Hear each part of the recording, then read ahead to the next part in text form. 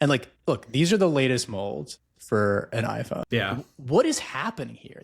Is it some evil cabal of people who just want to make cheaper, better margin products? Or is it sadly consumers just saying, we don't care if it gets the thing done? Like, that's all that matters to me. Yeah, I mean it's a little bit of both. When you're early on in a product category, there tends to be more diversity and exploration into form factors, and you saw this with smartphones and laptops. Then as a product category matures, it hones in on the platonic ideal of the product. And I guess for smartphones is just black rectangle with no moving parts on it. And yeah, consumers accept that, but I also think culture is very malleable, and I think people have an inherent drive towards beauty. I think people intuitively recognize beauty, otherwise we wouldn't have art in the world. People will show up for something really interesting and new. I think you can elevate the bar. All right, welcome back to another episode of Out of Office. Of course, you got me, Jack, and our guest, Daniel. We are actually going to have back-to-back episodes of these cute personal computing devices. We have one on now, we're going to have one next week, and we're going to cut through it with a company that shoots down drones with lasers. So if any of that sounds exciting, please subscribe. But Daniel, how are you doing? I'm doing good. Glad to be here. It's great to have you. So we love to just start and go right into the product. So what is the company called and what do you do? Sure. I'm working on a product right now called The Little Guy, and the name of the company is Creature Co. And this is the product. It's essentially a little wearable digital pet, sort of a modern take on Tamagotchi, but different in a few ways. Okay, cool. What are those ways?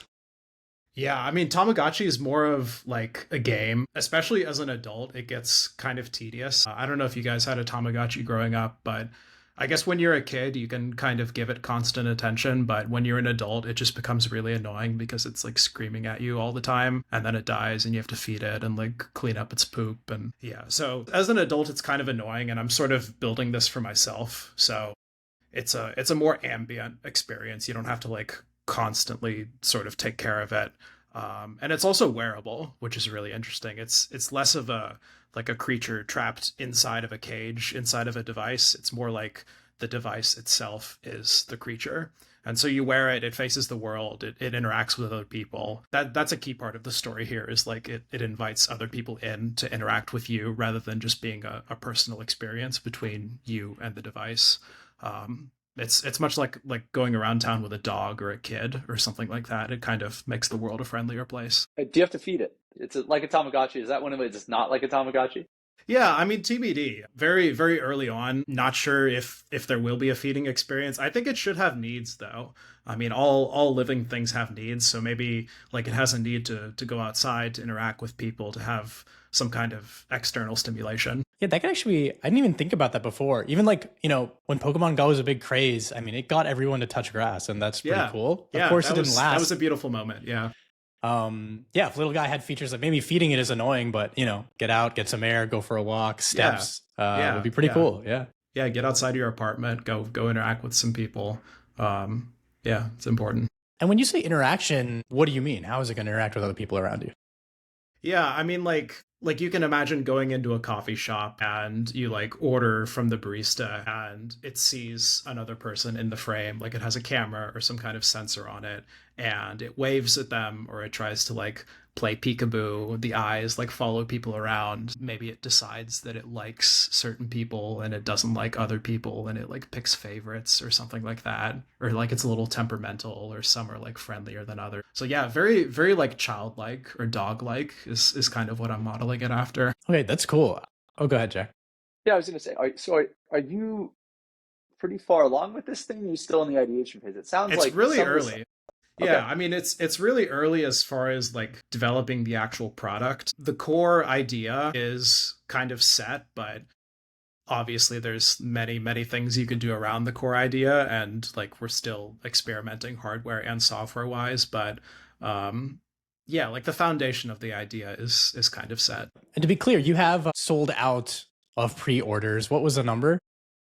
We sold 100 dev kits. So the dev kit is this. It's an off-the-shelf dev board with some custom firmware running on it. Yeah, sold 100 of those about a week ago on Twitter, which is really cool. Yeah, hoping to see like how people wear it around, like where they want to wear it.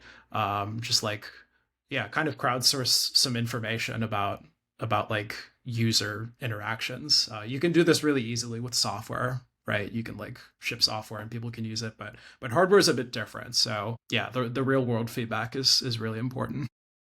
And how did you think through doing a dev kit? When I imagine, the little guy doesn't serve utility, so you're not looking to have like an app store and a bunch of people building for it, which is what a typical dev kit would go out to do.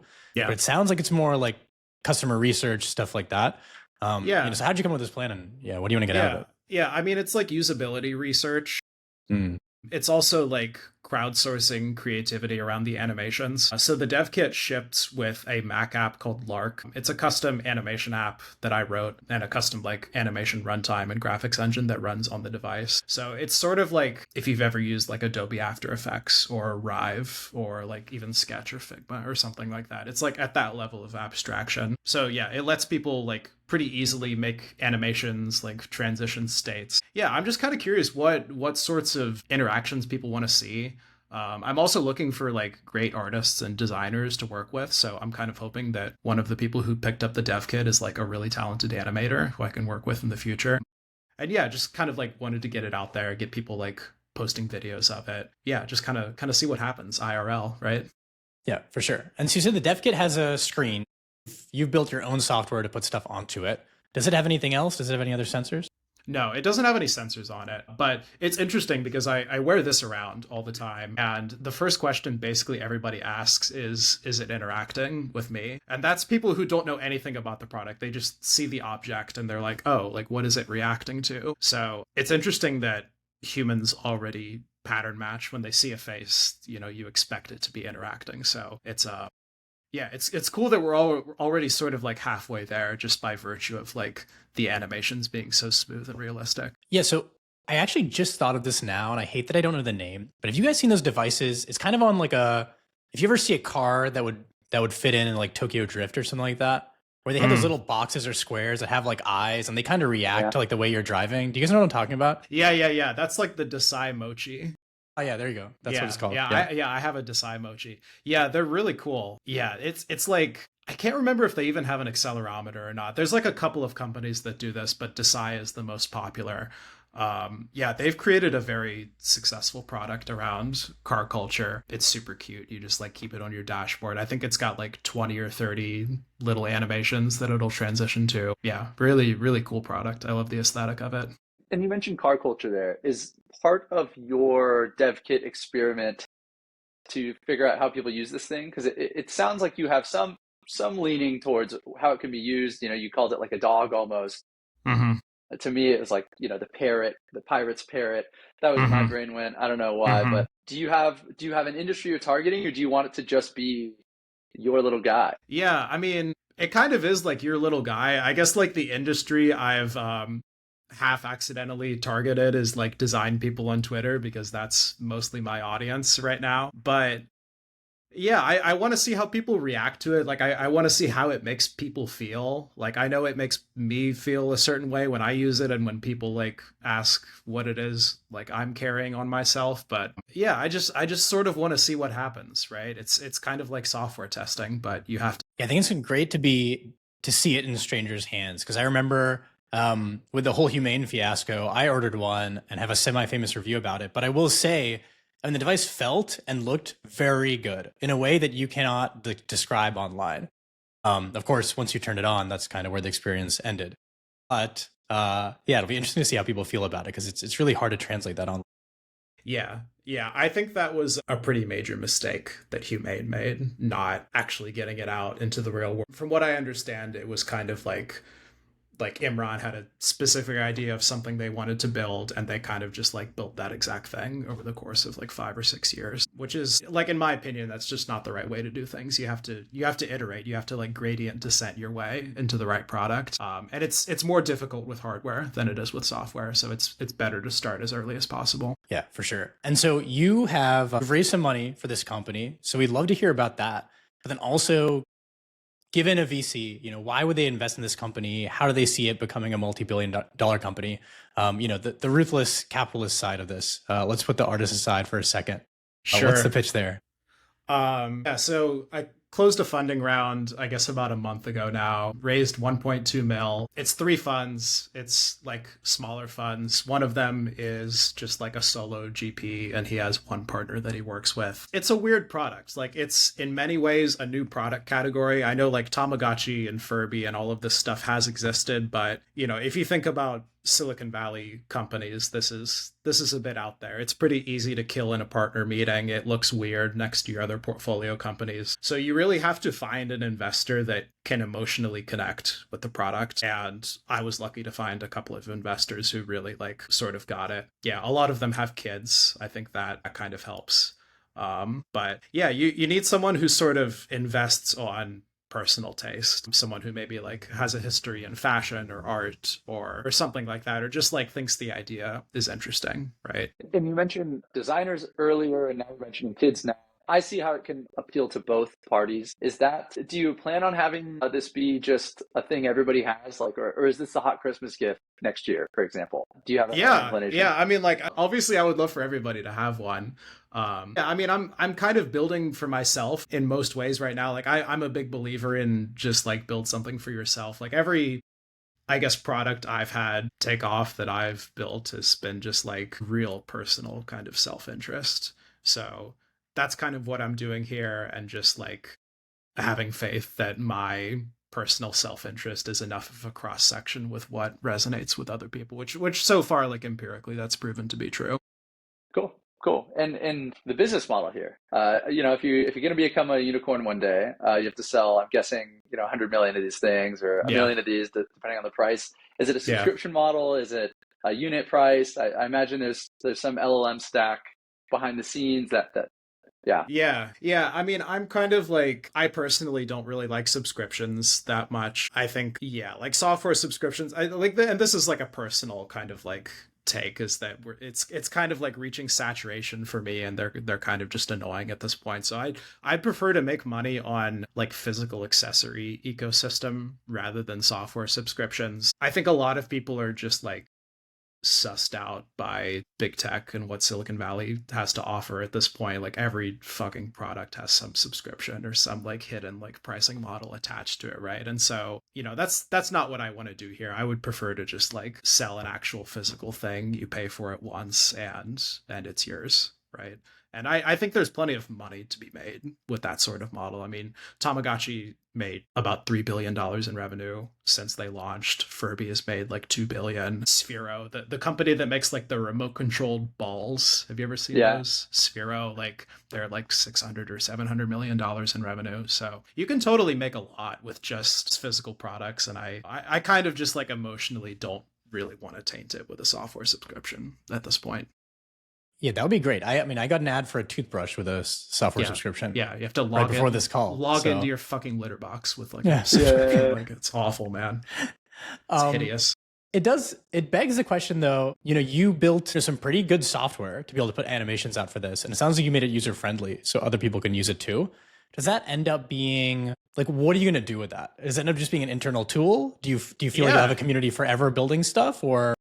You know, that, it's interesting, right? I mean, like I built it out of necessity. Like I couldn't find a like Rive-esque vector graphics sort of like engine that would run on embedded microcontrollers. So yeah, I mean, there's a lot of interesting places that could go. Obviously, I want more people to take swings at hardware startups. I think there's enough discontent with existing big hardware players that, yeah, like people should try new stuff. Like someone should like make a new smartphone OS. Someone should make new smartwatches, right? Like I sort of yearn for this like Sony era of just like a cool array of random devices. And yeah, you need good software to make good UI for microcontrollers. So yeah, there's totally an angle where we have some kind of like B2B software angle where we sell this software and you can make nice UIs for embedded microcontrollers. Yeah, that would be really interesting. TBD if it's valuable enough for that yet. I mean, it's like pretty narrowly designed for my specific use case right now, but yeah, we'll see how it evolves. Yeah. And it could be useful just for pro consumers too. I mean, Snapchat has tons of tools to help random people, you know, make face stuff and all this other software. And they don't sell it. It's just for users. Yeah, totally. Yeah. I mean, like anything that makes hardware easier is like a huge win. For sure. And so Could you maybe tell us, like, how did you get here? I know you have a bunch of different adventures before this, apps, different stuff like that. Kind of just curious, like, what led up to starting this company? Oh man. Yeah, I mean, I guess like broadly, my background is mostly in iOS. I started making apps in high school. I started making music apps initially because I grew up playing instruments. So the first bits of software I made were like little practice tools. I think the very first one I made was a metronome app, like super minimalist, nice metronome for iOS. And over the years, I built up this collection of little like music utilities, music widgets that are. Which iPhone was a metronome for? Just trying to find a place and time here. I was like iPhone 5 era, I think. Yeah. I think my first iPhone was an iPhone 4. And yeah, I think it was iPhone 5. And I was like briefly on Android for a little while. I switched a few times. But yeah, like way back in like Objective-C era. Okay, yeah. Yeah. UI kit. Yeah, good times. But yeah, I sort of built up this collection of music widgets, most of which are still on the App Store under the company's called Coda Labs. I think there's like 11 or 12 now. And there's like a metronome, there's a tuner app, there's an ear training app, there's some music production plugins, just a bunch of random software around music practice, music learning, music production. And yeah, that's kind of most of my history is just making this stuff. Yeah. Were you always a hacker? Or, yeah, you said you made them for yourself, but there's got to be more there if you're writing software in Objective-C. Yeah, I mean, I think before I made a full-fledged app, like I just wanted to make money, so I would get on Fiverr and, someone would ask me to add a button to their app for $50. Wow. And I was like 13 and $50 is pretty sick when you're 13. So yeah, I did that for a while before I really knew enough to make a full app. And it sounds like most of these are music themed. When did you get into music? I think I was like 10 or 11 when I started piano. I started piano and guitar around the same time. And that was, I think, 10 or 11. Okay. Was it something? Yeah, go ahead. Yeah. What kind of music? I'm classically trained on piano, but I was doing I was doing rock and roll on guitar when I started. I was playing electric guitar. Good man. I got inspired by Guitar Hero. And then I kind of dropped guitar for a while. After like college, I dropped guitar, but I've recently gotten back into it. I do a bit of classical guitar now, which I really love. But yeah, classically trained on piano. I played woodwinds throughout middle school, high school, college. Clarinet was the main one. I played saxophone, flute. Yeah, it's always been a big part of my life. I've done like some music production here and there. Nice. Yeah. Jack is a local rock star. No way. Yeah. Yeah, I have a rock and roll band. Oh, hell yeah. We have some fun. Every quarter we come out of like, I don't know, retirement, maybe hibernation, and we do like a big show. And yeah, it's a good time, man. Awesome. Yeah, we should jam sometime, or like let me know when you have a show. Definitely. So there was this tweet that went, I mean, I don't know if I could call it viral, but Fred again used one of your music production plugins. I'll share it here so Jack can see it. Yeah, I found out about this recently.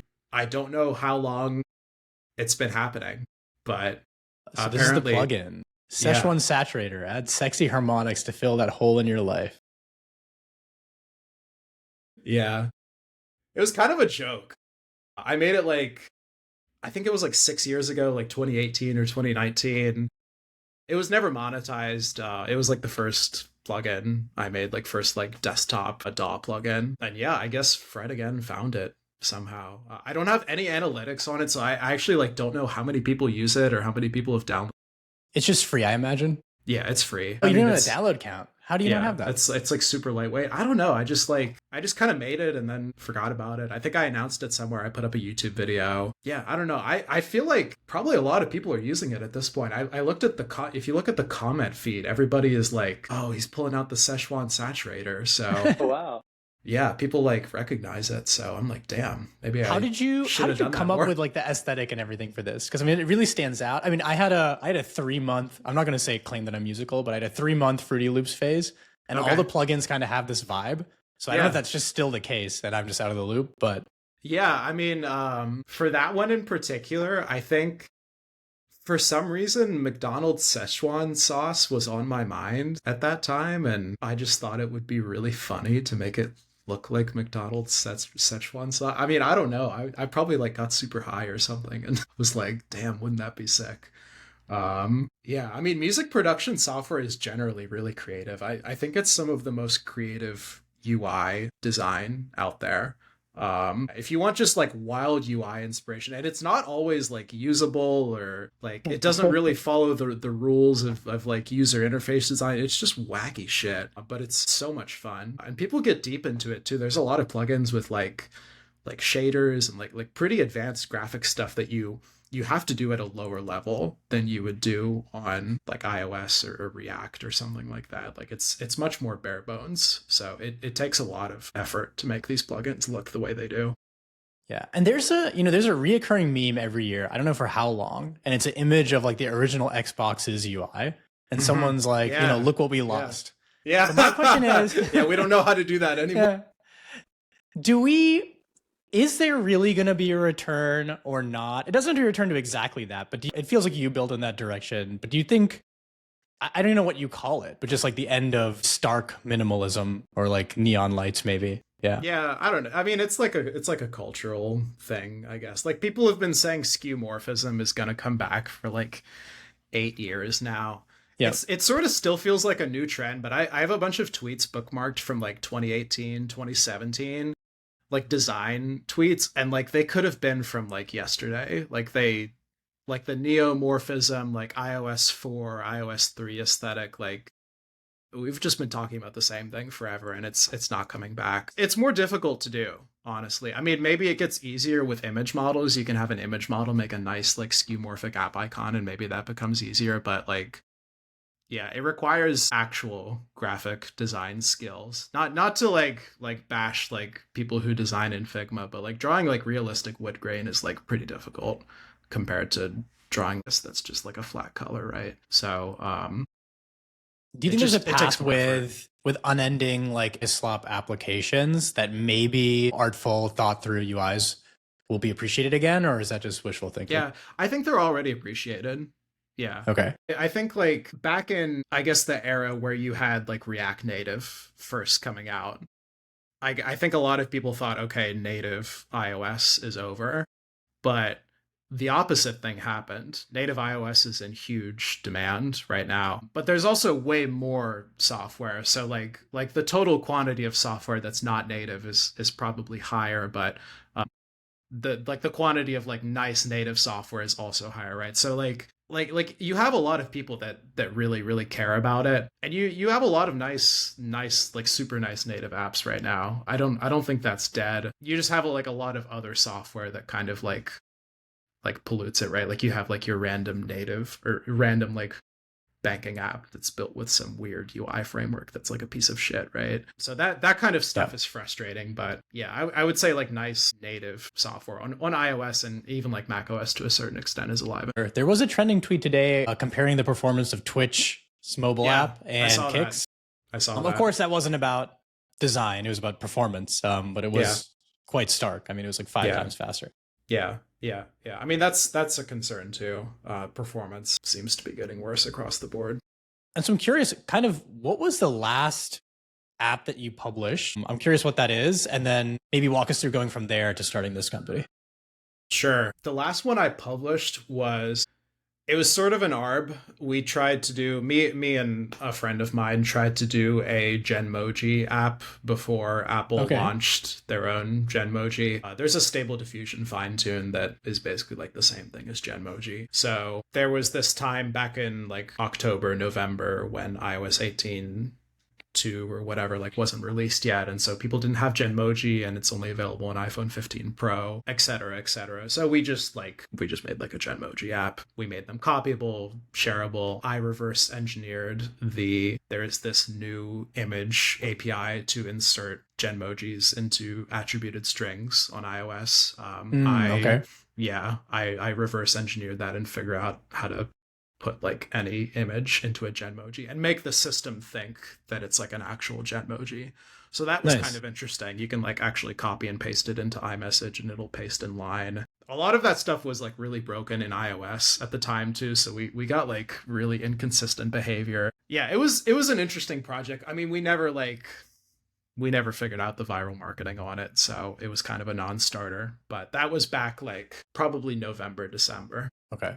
I mean, the opportunity is still there if users want it. It might because be. It might Genmoji be. is really bad. I don't know how much you guys have used it. Yeah, it's not great. There is an AI emoji app on the App Store that makes some insane amount of money, so it's definitely possible. But So maybe Yeah. they were onto something. They just didn't execute it very well. yeah, you mean Yeah. Apple or Yeah, me? Apple. Yeah. Oh yeah, Apple's definitely onto something. Yeah, I Yeah. think it's a fun idea. I mean, despite how bad those ads are, like it's Yeah. No, I mean, like I a- remember it's like a pretty like on decent Twitter and anyone in this bubble was like, this is the worst idea ever. And then I was driving and I saw the sign and my wife Yeah. was like, dude, how do I do that? I'm so upset my phone can't do that. So, yeah. I mean, maybe. Yeah, I mean, like TBD if like people will actually do it. Honestly, I haven't found myself really doing it at all. I worry. I would do it if it was fast and they were good, but it is Yeah. very slow and they're very bad. Yeah, Like you'll I mean, be, yeah. you know, Jack with a yellow car, and I'll just get a picture of someone that doesn't look like Jack at all. He'll be bald. That's about it. And he'll just be bald, smiling. Bald guy with a yellow and he'll just car. be smiling, and that's it. There won't even be a car. And it's like, okay, I'm not going to wait another 30 seconds for the next one to generate. So I guess they haven't found out whether it's going to stick. Yeah. But anyway, so going from that app, how did you, walk us through from there to starting this company? From there, so I had this idea back in August of last year, I think. Okay. And I kind of put it on the shelf for a little while.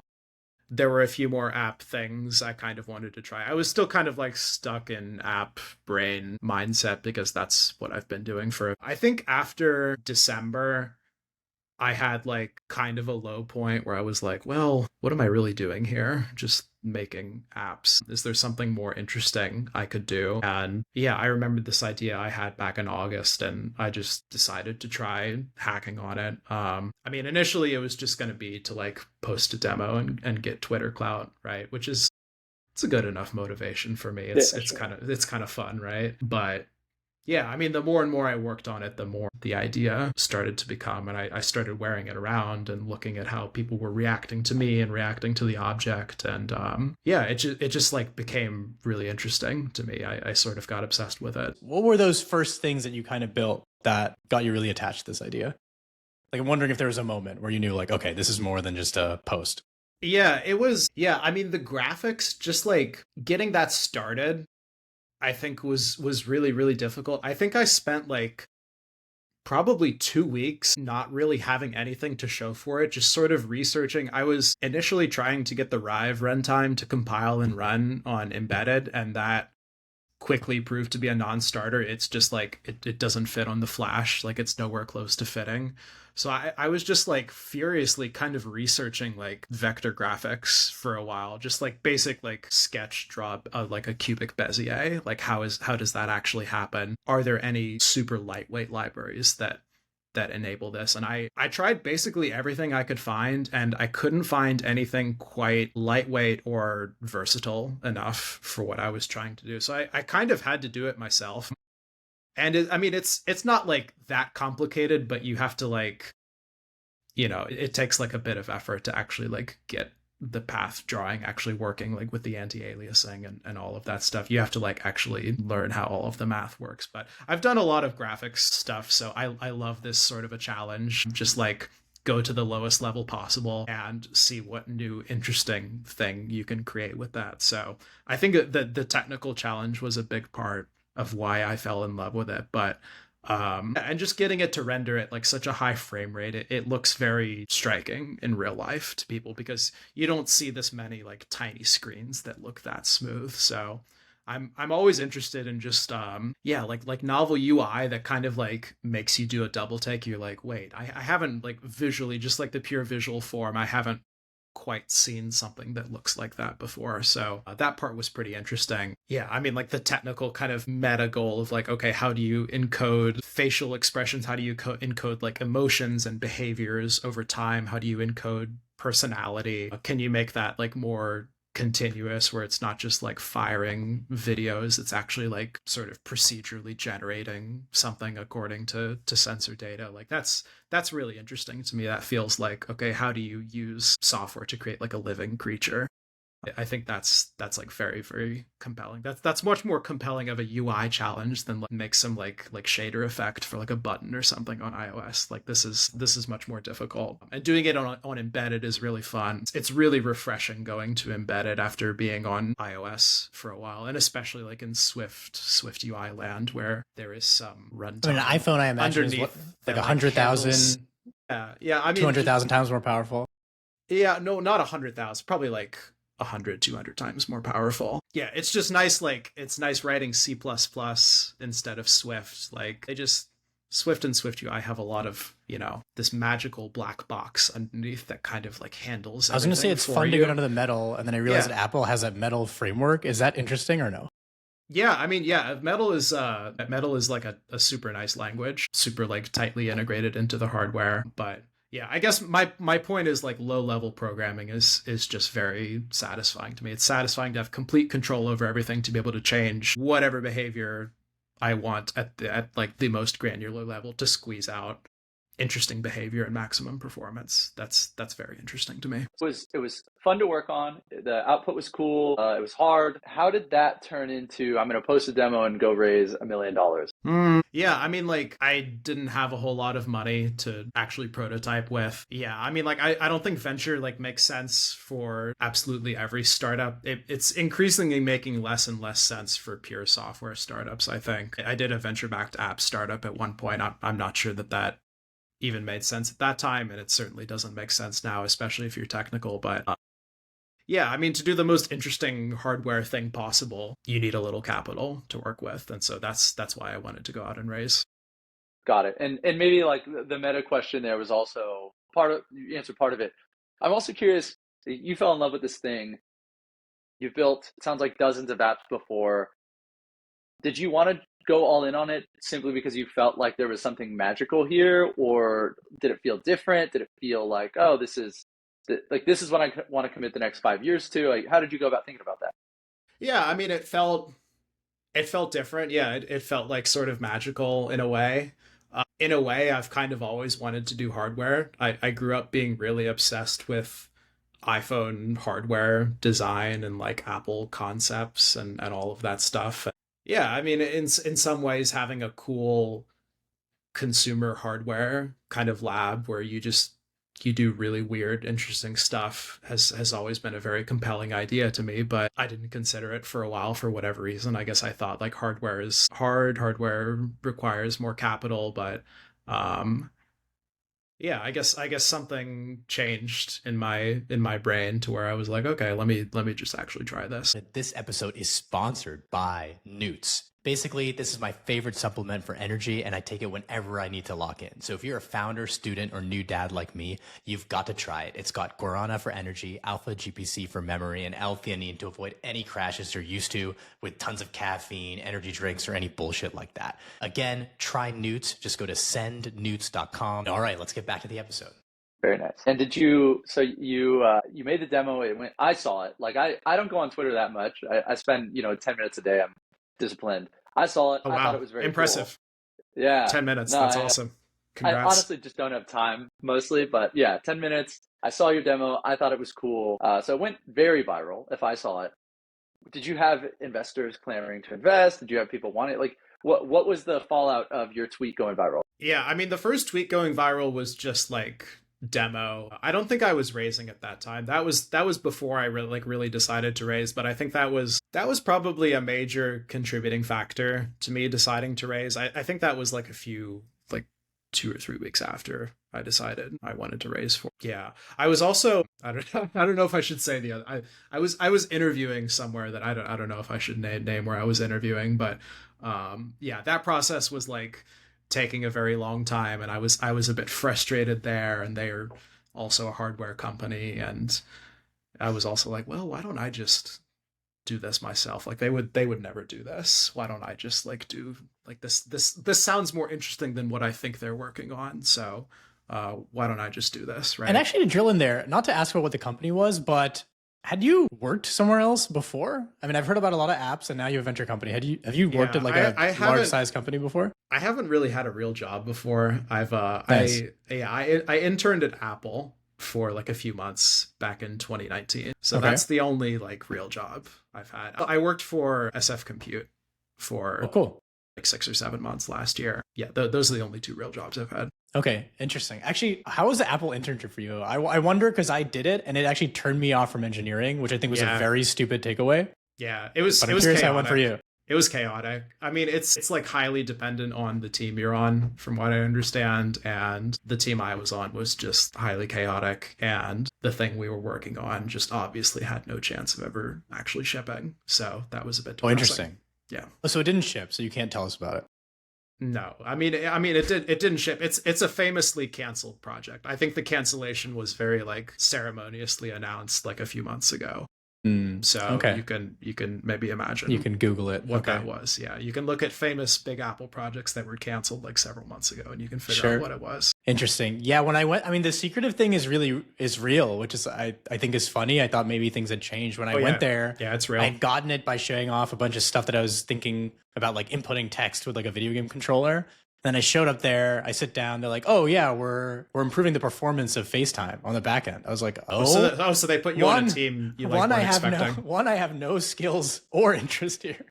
But okay, this is a job now. I'll do this for 3 months. And was there a team you were hoping to be on that they didn't put you on? I actually wanted to work on Apple TV back then. I mean, this was a while ago. I just thought this can be way better. And it's gotten better since then. Nice. Yeah. But I really wanted to be on music apps. I really wanted to be on like GarageBand or Logic or something like that, but nope. No. It's so weird. I wonder how that works out for them. You know what I mean? Like it seems like it's such an odd behavior. Like, okay, come in, tell us what you like, and we'll just randomly place you somewhere. Yeah, I mean, it is a big, complicated machine. So sure. I don't know what's going on in there. Yeah. I mean, I'm hoping it's just internships, not full-time work would be kind of hilarious. Yeah. If it worked the same way. Yeah. It would be interesting.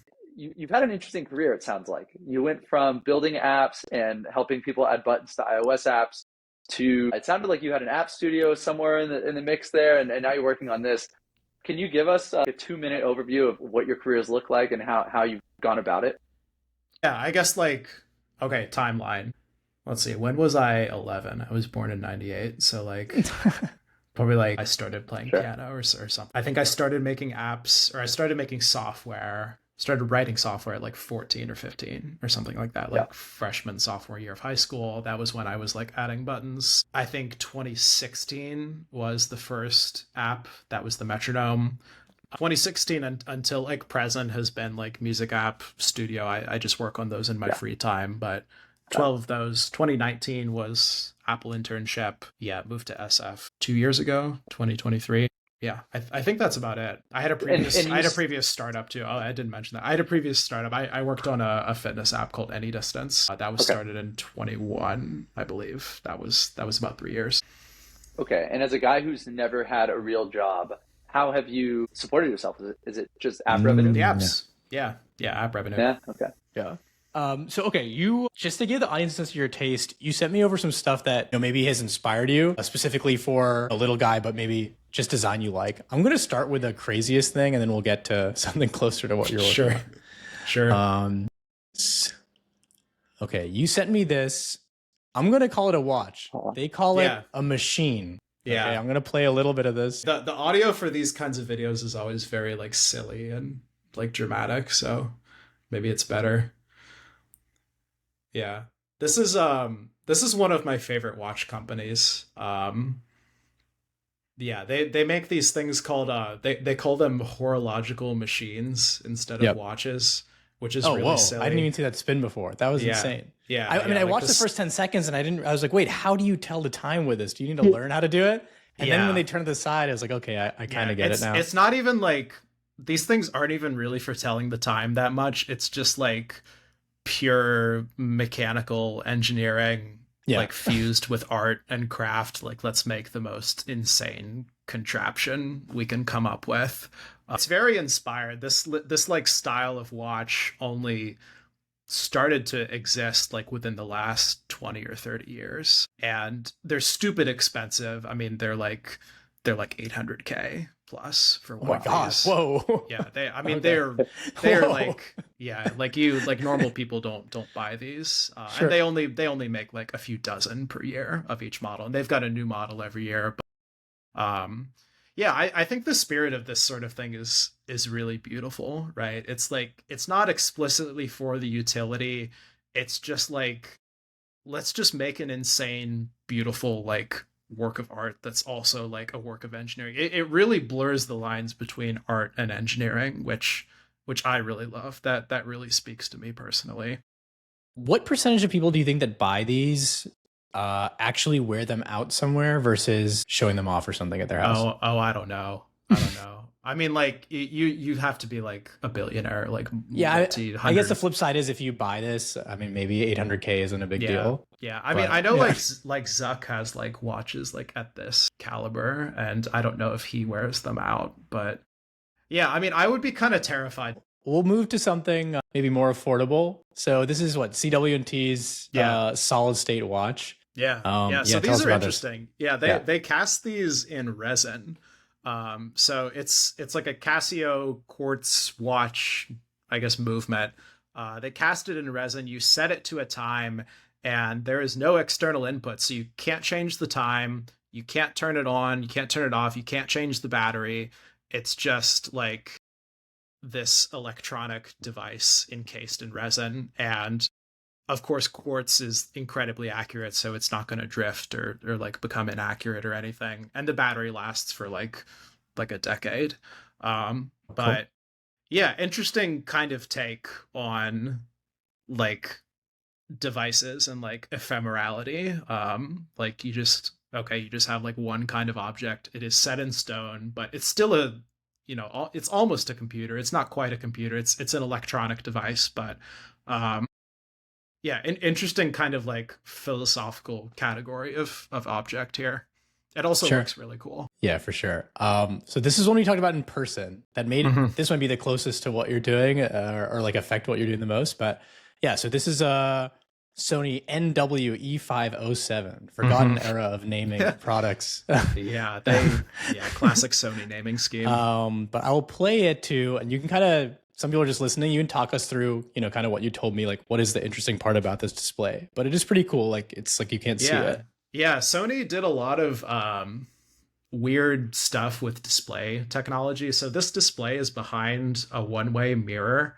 So you can't really like see the boundaries of the display. It just kind of looks like a more cohesive object, the light shining through this mirror-like surface. I think it looks really cool. You don't see any modern devices that look like this. You can kind of see the display like at some angles if you like tilt it, but for the most part, it's just like very cohesive. Like I have one up here. Oh, And nice. it's like it's out of battery, but it's just like pure mirror. Yeah, and they make them in a few like cool colors. They make this like iridescent like purple green one that's like, it's really really sick. I think it looks very unique. I'm interested in like objects that sort of make you do a double take. Like, what, I haven't seen something that looks like that before. Sure, and that is something that we've definitely lost. So I can see how that's inspiring for your exact device. Everything's a black rectangle. So do something cooler. Okay, you shared this with me. I missed this. I've never seen this before. I'm gonna play a little. Oh, this ad's 15 seconds, so I'm just gonna play it. I had one of these. No way. Yeah, This is the I had ad one for too. iDog. Okay. It's so silly. The ad is cool because it actually like shows you like Yeah. what they think you do with it. Like, look at that purse. In the purse. Oh my god. How can you not love it? It's so fucking awesome. I actually The ad want is one of good these. too. Like the typography is good. Oh my god.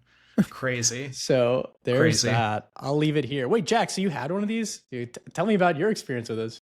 I was young. I mean, this is what, 16 years ago. I was like late middle school, early high school. I think I didn't even really know how to use it. As I understand it, it was just a way to plug in your MP3 player. I had like the Dell MP3 player, and it would just sort of interact the same way like your screen does when you do Windows, whatever media player back in, 2010. Yeah. So it was like a very cool week-long Christmas present, and then it just sat on the shelf, and I just remember it was like just a little toy basically. Yeah. Yeah, that's kind of how it goes. I think I like used mine a few times and then I put it on the shelf. But yeah, it's a lot of fun. Just like it's just a little dog that dances around to your music. Like that's so cute. These are really trendy now. Actually, I see a lot of memes with iDog. Maybe I've just like trained my algorithm, but like Sure. it's very like Y2K. Like people are into it now. It's also got the cool kind of, it's not a display, but it's like the white surface on the front has these LEDs behind it that you don't see until they turn on. So similar kind of vibe to the Sony. Yeah, I'm hoping hardware gets back here. For example, I don't know if you guys are familiar with this vacuum. So I have one of these. Whoa. Maybe this will be great. But basically, like, I mean, I'm not going to say it's like the greatest design on earth, but if you compare this to a Roomba, which is a round metal disc, it makes a huge difference. And so, for example, like my son plays with this all the time. I mean, we don't have pets. We're not pet people. And you could tell that if it was something else, he wouldn't care about it. But it has just enough character that, you know, I'm happy to have it in the corner of my house instead of it being like a trash can or something I want to hide. Yeah. It definitely has a very friendly kind of lifelike look to it. It's Yeah. really cool. And so now I'm going to move to the lab. I mean, these are the ones people are familiar with. So this is just the original iPod Nano. Did you guys have one of these? I had a Shuffle, but I didn't have a Nano. Yeah, I didn't have a Nano. I'm probably going to buy one soon. Yeah, if you ever watched the iPod Nano announcement from 2005, like you just want to buy one, even in 2025. Like he pulls it out of the pocket, like it's so small. It's still really small. But this is the one where he pulls it out of like the littler, he pulls like it the out little of pocket. the little pocket in the jeans. Yeah. He's like, "Did you ever wonder what this pocket was for?" Yeah, okay. And everybody just goes crazy, and he's so good at selling it. It's just unbelievable. It's still effective. It still makes you want one today. It's still a beautiful device, like timeless design, timeless software design too. Like it did a lot of stuff for what it was at the time. Like it had a calendar on it. You could like, I'm pretty sure you could view photos, had timers. Yeah, just like really, really elegant little piece of kit. Really amazing. Do you think if Tim Cook, if they make a foldable iPad and he put it in his back pocket or his dress shirt pocket, do you think he could pull it off in the same way, or is it impossible? Well, Tim Cook doesn't go on stage and announce products anymore. Tim Cook is a CGI character in a Apple dub ad that's allegedly shot on iPhone, right? So, yeah, I don't know if that'll ever happen. I'm not even sure Tim Cook exists at this point. He's like they made him in Blender or something. You know, he actually had, you know what's funny is everyone says that. I think he actually used to have a little bit of stage presence. I think it is like the whole Zoom 3D he's got good thing stage presence. Yeah, he got better too. Like right before they started doing dub pre-recorded, you could witness his stage presence. Like it got a lot better from when he first started at Apple in 2011. So he definitely had a lot of training. He's capable of doing it. Yeah.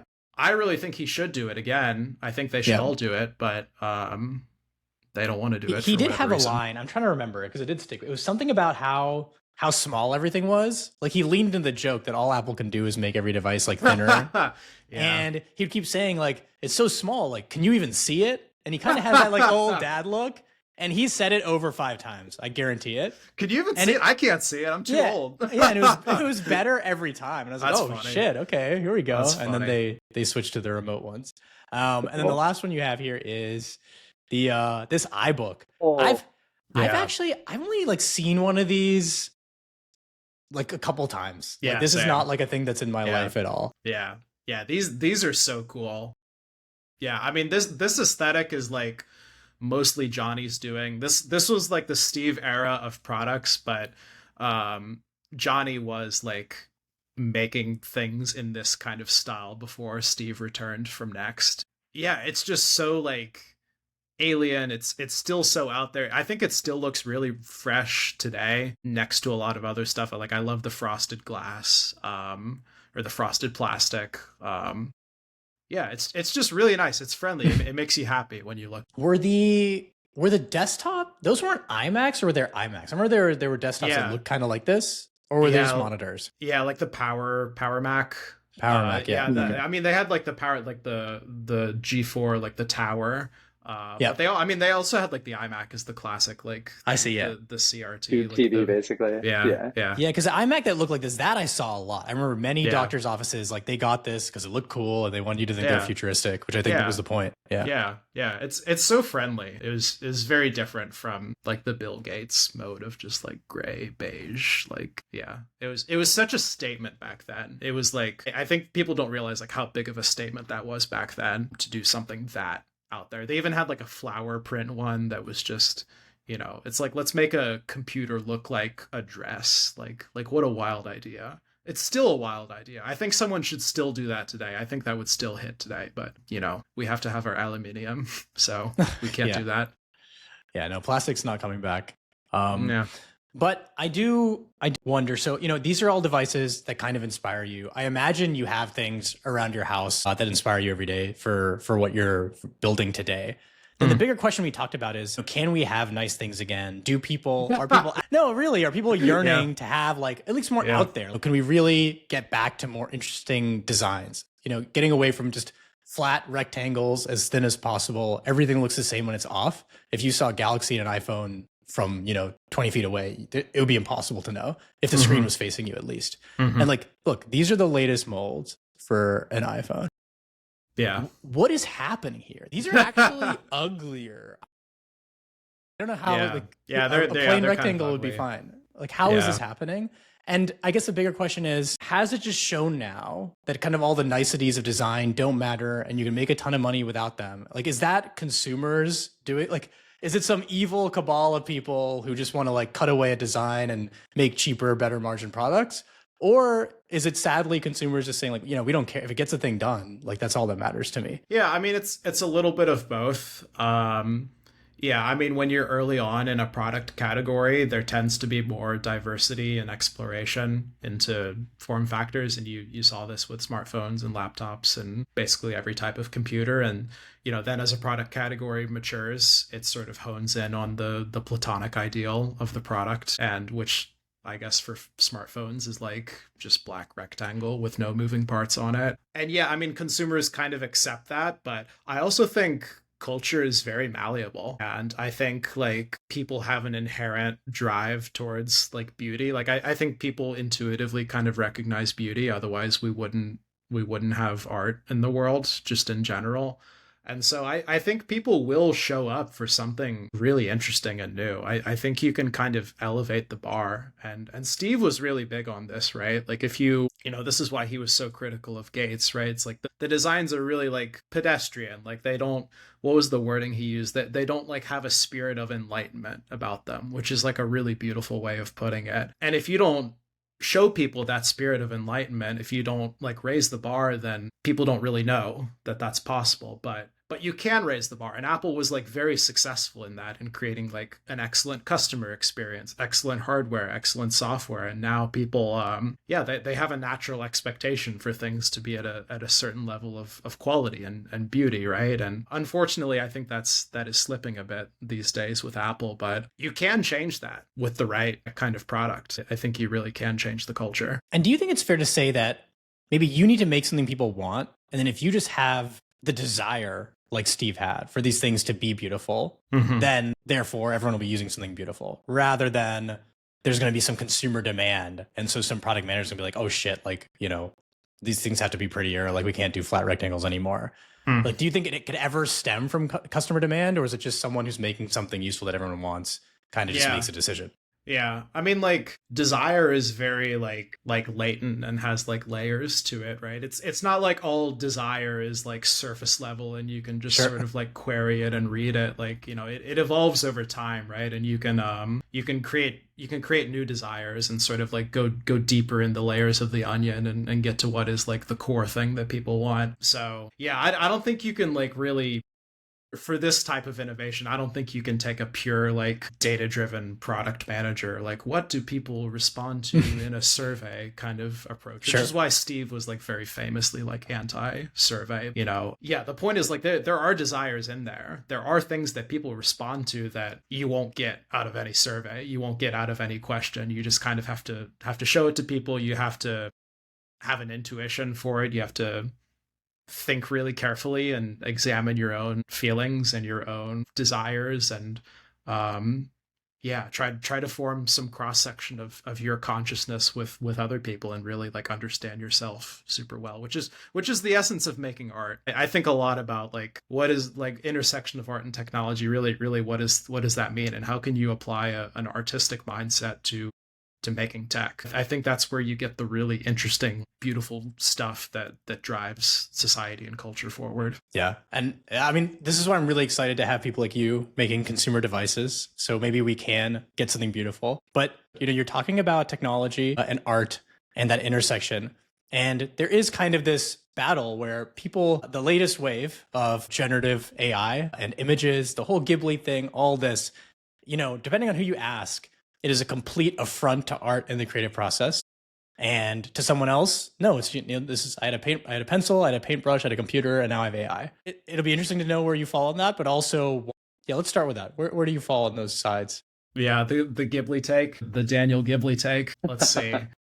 Yeah, I mean, I like it. May be kind of sad a little bit. Okay. Something about it. I'm like definitely not against AI. Like in most ways, I would say. Like I think like AI as a tool for art is actually like is really interesting and like good fundamentally. But something about that kind of like made me really sad. I think sort of confusing the pure like aesthetic form for the actual artistic content of it is kind of what made me feel a little bit weird. Particularly like I don't know if you saw the White House post where they Ghiblified that image of like that made me really quite sad, I think, because that's not what Miyazaki wanted. Like the Ghibli films are so pure. They just have this like intense childlike purity about them that's so beautiful, and that's what he was trying to communicate. And so yeah, when you just like Ghiblify that kind of image, then it's kind of heinous, right? It's like really ugly in like a deep kind of way.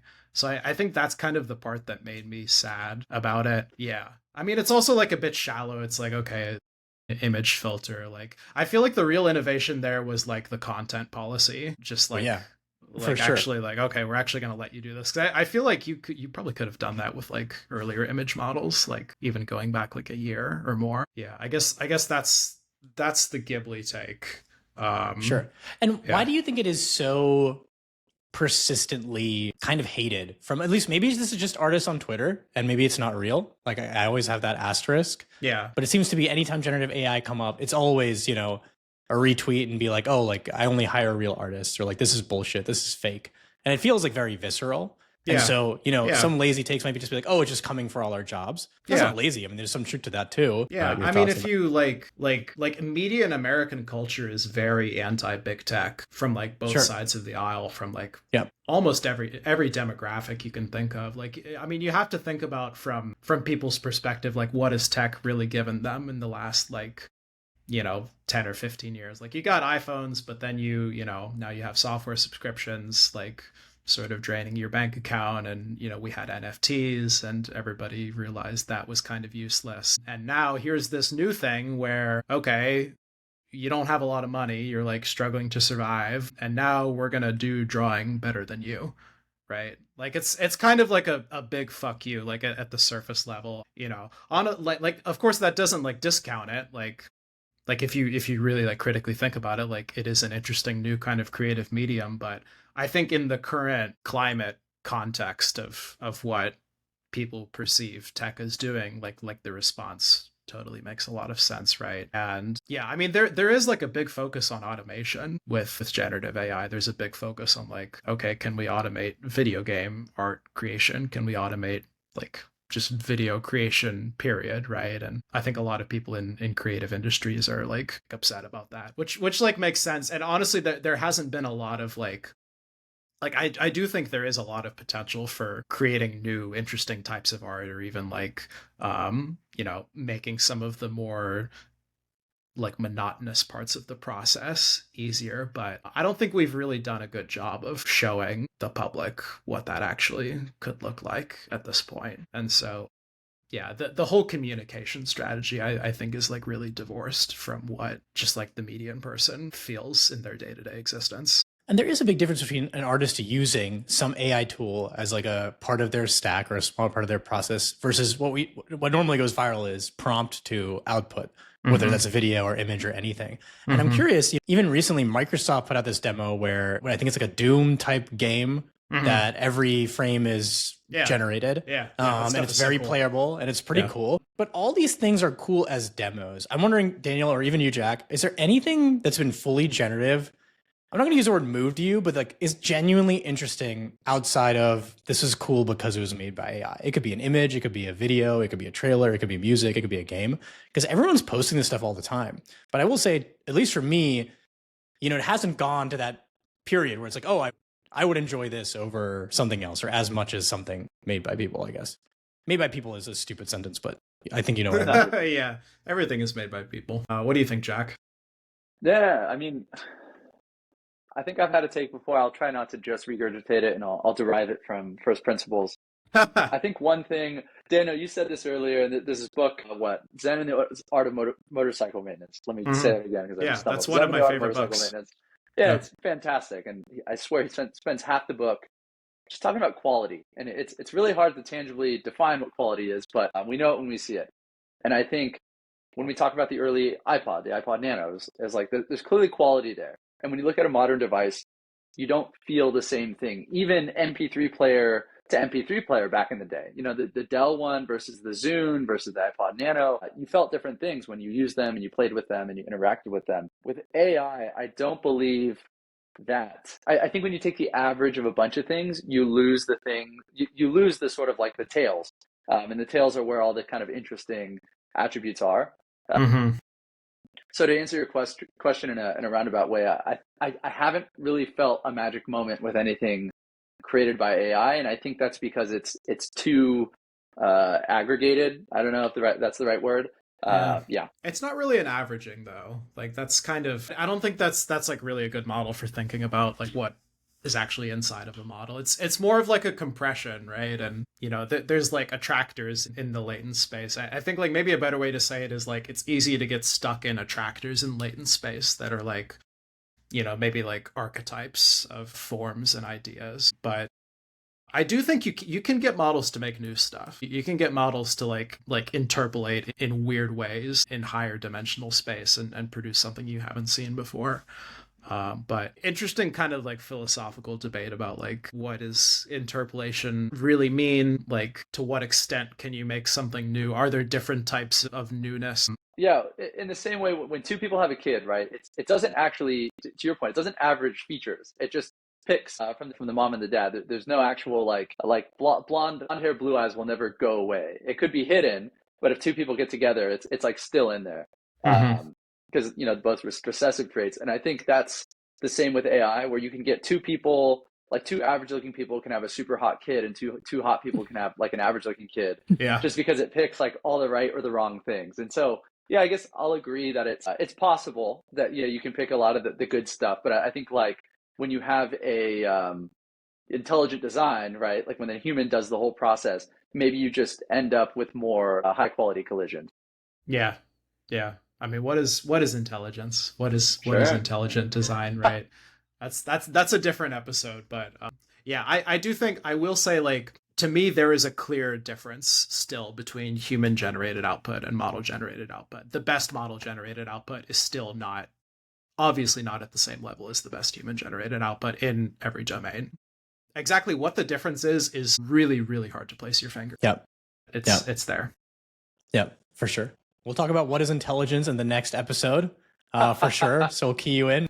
We can also clip this when we're all made fools, when there's a multi-billion-dollar movie comes out in 1 year that was one shot make $1 billion movie. Oh, the other thing is I'm excited. I actually ordered the dev kit, so I'm excited for it to come. Yeah. Whoa, you didn't tell me you ordered one. That's awesome. Thank you. Yeah. I'm excited. It's gonna be really fun seeing Mayu play off of it. Is my son. He's 17 months, so it should be a good time. Awesome. Yeah, I'm excited to see his reaction. Yeah. Thanks so much for buying one. Yeah, of course. I'll record something and send it over to you. Assuming he likes it. Actually, it'll be funny if he doesn't like it too. So if he hates it, send it to me if he hates it too. It'll be interesting. For sure. Yeah, thanks, Daniel. I mean, it was amazing having you. It was a great chat. Yeah, this was a blast. Thanks, guys. All right. See ya.